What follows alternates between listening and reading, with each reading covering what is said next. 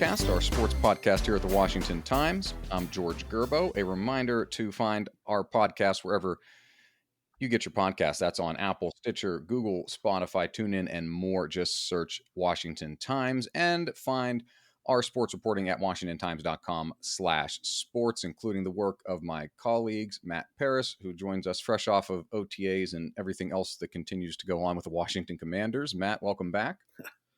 Thanks. It's been an interesting few weeks, but busy as always. Busy as always. Get him a break in there somewhere, Lord willing. And Jacob Calvin Meyer back with us as well. We'll talk baseball and football as well in this episode. Jacob, good to hear from you again. Thanks for having me, George. Absolutely. We will start with the Commanders. There is no shortage of topics to talk about. The biggest one that impacts not only sports fans, but people who live in this region, in the capital region. The team has acquired an option to buy 200 acres of land near Woodbridge, Virginia, about 25 miles south of Washington, for a potential stadium site. And they released renderings and drawings specifically to the Richmond Times-Dispatch of what this new, kind of what a lot of teams are doing in creating a small city around what their stadium and what they have, and trying to, make the place usable more than just 8 days a year. Green Bay, Lambeau Field has that. The Pittsburgh Steelers have done that on the north side in Pittsburgh. Foxborough, where the New England Patriots play. All these new stadium constructions are kind of trending in that direction, and not just being a stadium in the middle of nowhere. And that's ruffled some feathers here and there. The team supposedly in line for $300 million of tax incentives and breaks, allowing them to keep sales tax revenue and whatnot from the stadium. I want to start there before I get more into the details of the plan, Matt, because that's kind of the most recent news, is that the Virginia General Assembly meeting in special session this week in Richmond passed a state budget, did not include the provisions for the Commanders. That is going to be taken up in a separate bill. And although those bills initially passed a few months ago with some overwhelming support, we've seen a lot of lawmakers, ones you've talked to locally, both in Arlington and in Prince William counties, that have kind of started to rescind their support based on the other issues that are surrounding the football team, Matt. Yeah, it definitely seems like momentum is turning. I talked to one lawmaker who said that there had been a noticeable shift among her colleagues in how they view these bills.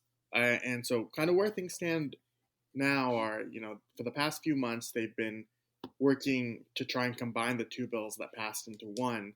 And it appeared headed for a vote on Wednesday, but that didn't happen. Either they didn't have the votes or wasn't ready to put up for a vote. And so they pushed it back till who knows when, maybe a few more weeks, as one senator suggested on the radio. Maybe it's to the winter when the next session starts to gather again. It doesn't really, things aren't really clear at the moment, but it's a blow to Dan Snyder in the short term, at least, because it seemed like Virginia was really on his side to build a stadium, and now there's some hesitation, to say the least.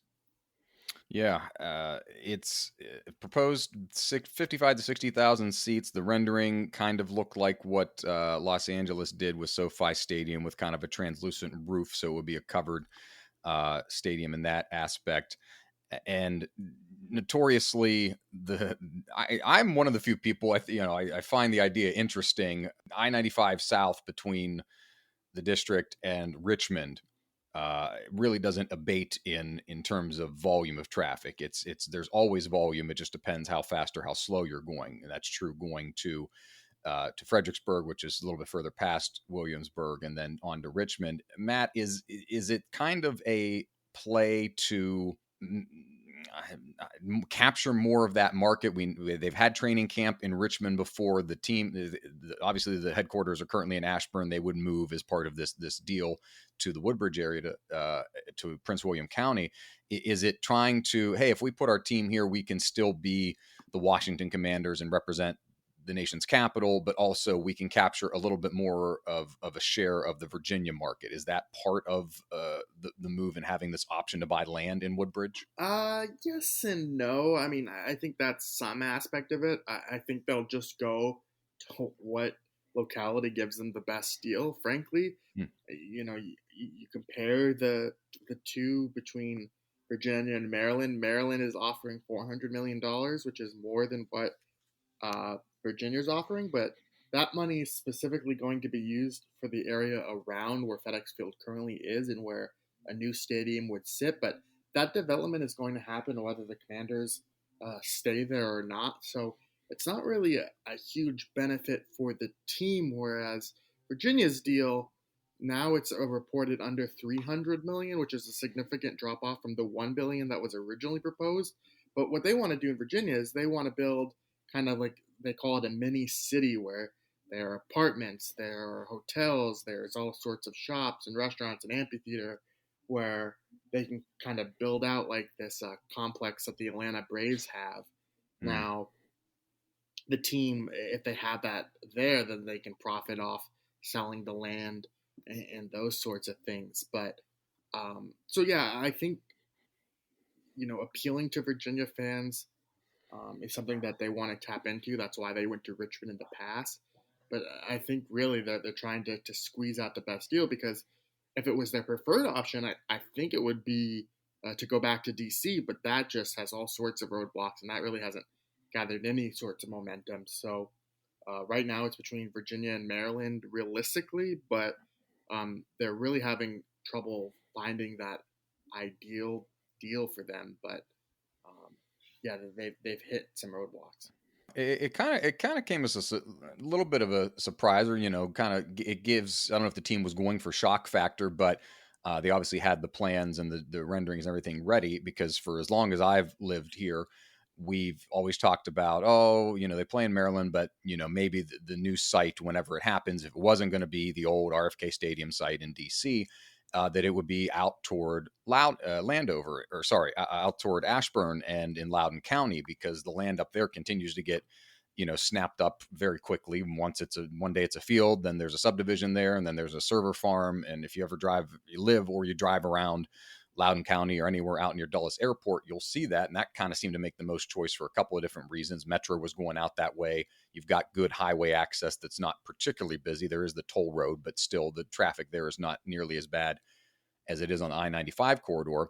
On the Maryland side of the coin, you've got that area around FedEx Field, which is, you guys know from being there, just a mass of parking lots, the Jericho City Appraised Church and the Prince George's County Aquatic Center and recreational facilities. So there is room to expand there, and it doesn't require acquiring a bunch of right of ways or anything like that.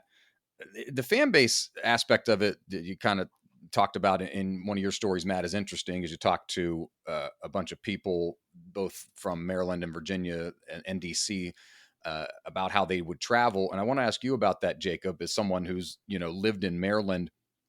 We've seen a little, the closest example we can kind of give locally to this is the Nationals, who, without a baseball team in the district for 30 years, you had a lot of people, friends of mine included, that grew up in Virginia that, were kind of tangential Orioles fans because that's the closest baseball you had.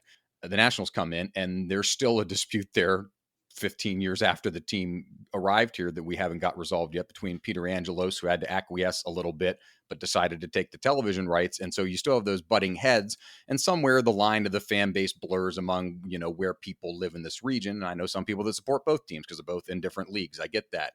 But for the Commanders, it seems to me if they would leave that part of Maryland, with how far a new team would be, whether if it was any of the Virginia options, and also coupled with the success of the Ravens and how well the Ravens have done, and with an exciting roster and Lamar Jackson at quarterback and everything, you could almost be losing a chunk of people in the Prince George's, in the region there, that were Washington fans that may now just either choose not to care about football or potentially become Raven fans because that's a closer, better option to them.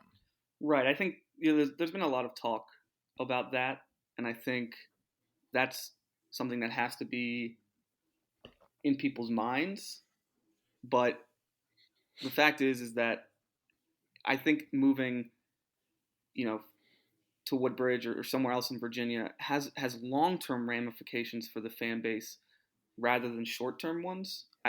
I don't think there are going to be many 45-year-old fans who, whether they're diehards and they go to every game in Landover or whether they just are regular fans who watch the games on TV, I don't think those fans are going to look at this move completely as a slap in the face and then go, you know what, I'm going to go buy a Lamar Jackson jersey and be a Raiders Mhm. fan. I'm not going to say that there's nobody, right? There's going to be a few, of course, but I don't think Mhm. there's as many fans as that. The problem, and it could be a calculated decision where you might get more, fans in Virginia on the back end than you lose in PG County and in those parts of Maryland. But you got to look at the 8-year-old, right?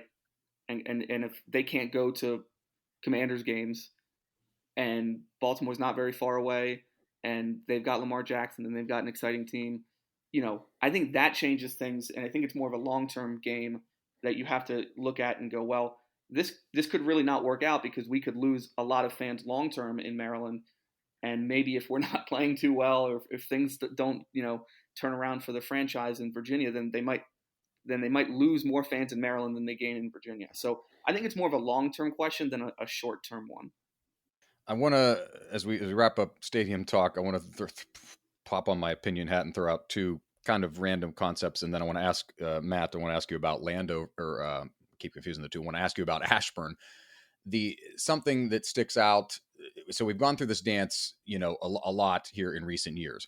2018, if memory serves, being the year, a land transfer of federal Park Service land from the federal government to the state of Maryland near National Harbor, which would have been really nice and kind of in terms of a stadium location. But as a lame duck Republican Congress was exiting, they put the kibosh on that, and that transfer of land didn't happen from the Park Service to Maryland. And Maryland, via Governor Larry Hogan, was going to make the land available for development for the Commanders. That didn't happen late in the session in November and December of that year. The other, and I mentioned the federal government because any type of thing around here is always tied up with the federal government. If they were going to go back to RFK, it would involve federal government because that's Park Service land. When they were at RFK, a lot of that surrounding land is Park Service land. The federal government's been trying to move the FBI headquarters out of downtown D.C. in the J. Edgar Hoover building now for the last 5 to 7 years. The Trump administration declined to do that and decided to keep the building there after millions of dollars were put into studying plans to move it either to a site in Greenbelt, a site in Landover, or a site in Springfield, Virginia, near the Beltway. And the Biden administration has chosen to revive those plans and move the FBI.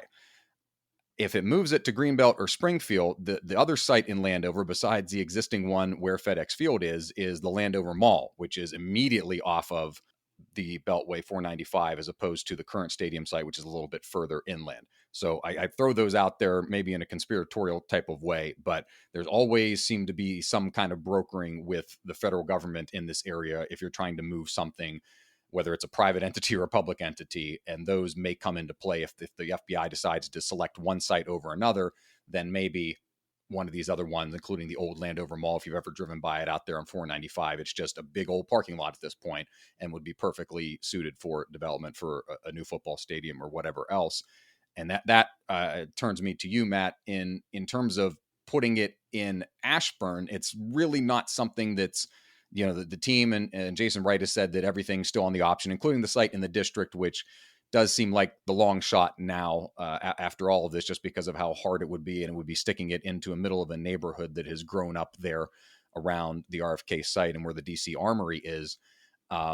Doing something out near the team's current headquarters in Ashburn isn't as popular now of an idea to me as it was 5 or 10 years ago. Is it lack of land, or is it just, onus to kind of what you're doing, have it, what you say the team wants to do, in just having a blank footprint somewhere and create their entire own little village without having to worry about it being just a stadium in a location with nothing else around it? Yeah, I think a lot of it has to do with the lack of land, but also the competitiveness for that land. Like the Richmond Times Dispatch reported that the Commanders were looking at another site near in Loudoun County, but they were outbid for the land itself, and so they weren't able to purchase it right away. Now those options are still on the table, but they haven't been able to secure it quite yet. And Hmm. you do have to worry about the political.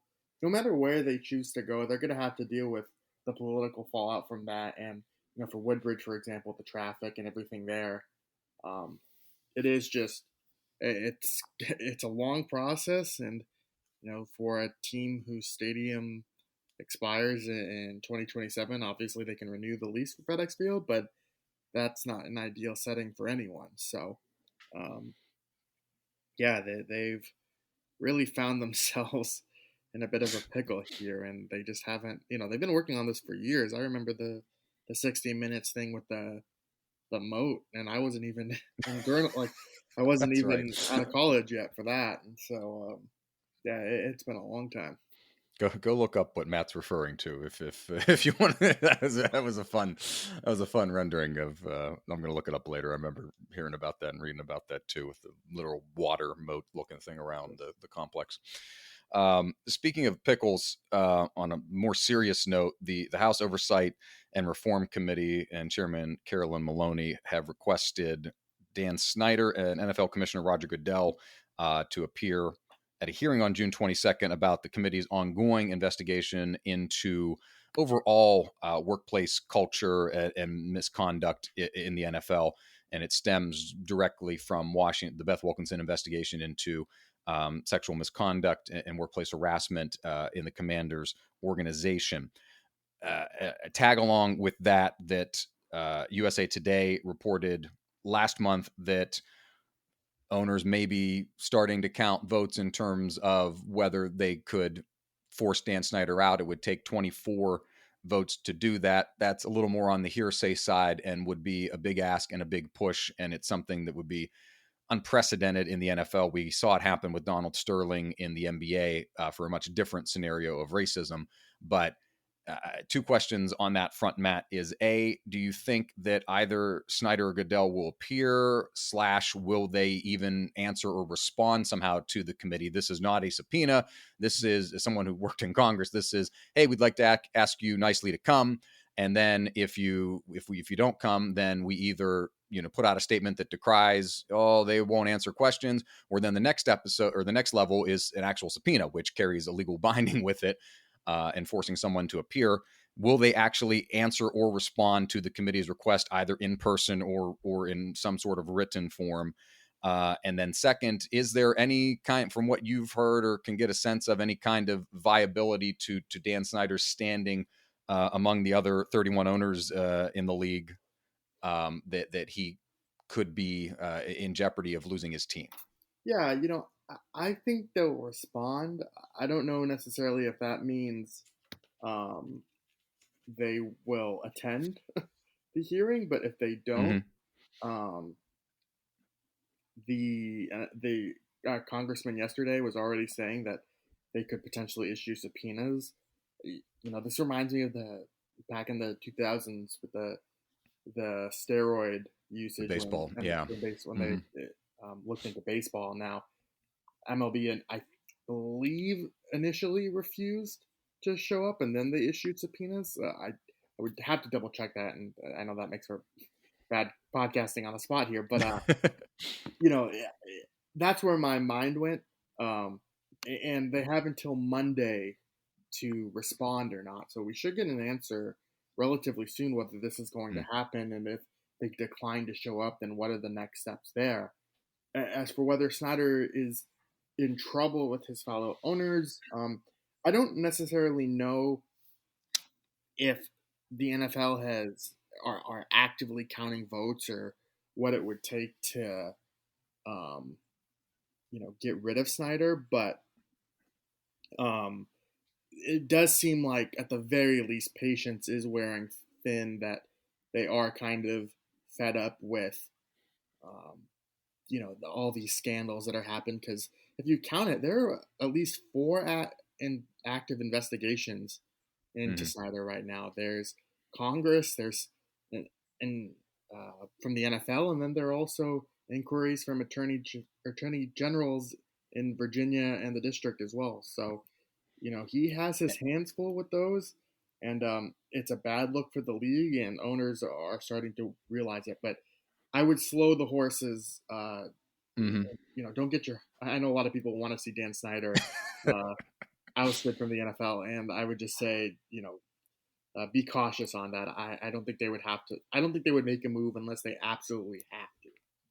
Yeah, high burden of threshold, and B, of course, stories like that come out now when it directly affects, of course, the bottom line of the owners, and allegations that Washington is keeping two separate books, one with revenue sharing numbers that they would share with the league, and then another with what the actual numbers are. And so owners don't like when they're not getting the equal collectively bargained piece of the pie that they're all supposed to get from everybody's revenue. Let's check in on the Washington Nationals, who have less off the field problems. Their problems are more on the field. They are, if you're a fan of historical precedent, they're at 18-34. Of course, diehard Nationals fans will remember that they were 19-31 in 2019 before rattling off an impressive comeback and surge to winning the World Series that year. This team is not that team, unfortunately, and has just now finally, Jacob, seemed to get their bats under them, for lack of a better term. Juan Soto having a good weekend, as well as Victor Robles in their series win over the Colorado Rockies. It's their first home series win of the season. Does it feel to you, in watching this team, like, okay, we finally have settled down now into a rhythm, and this is something these guys can sustain offensively?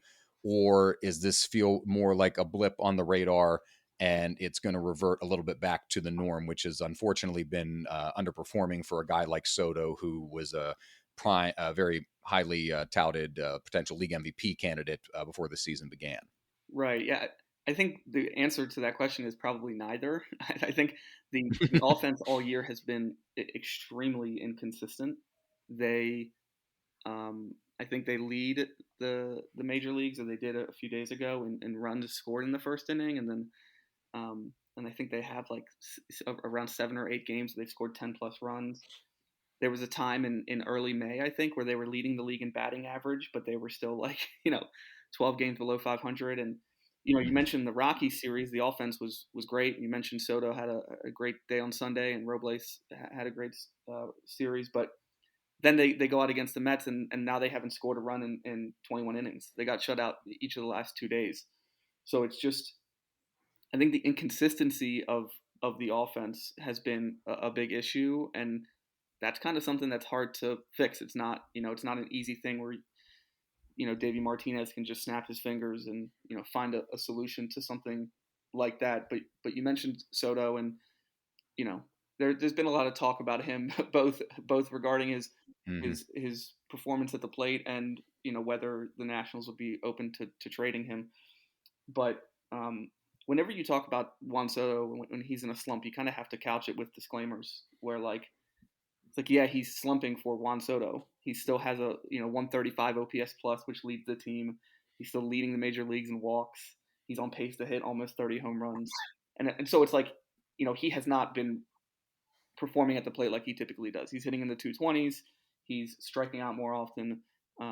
He's even he's chasing more than he has in the past, and he's even questioning umpires more than he typically has in the past. And it's been a weird start to the year for him, but again, it's like he's still been very good, and it's just I think he started last season pretty slow in the first 2 months. I think his numbers were pretty similar to what they are now, and there's going to be a stretch sometime this summer where he is.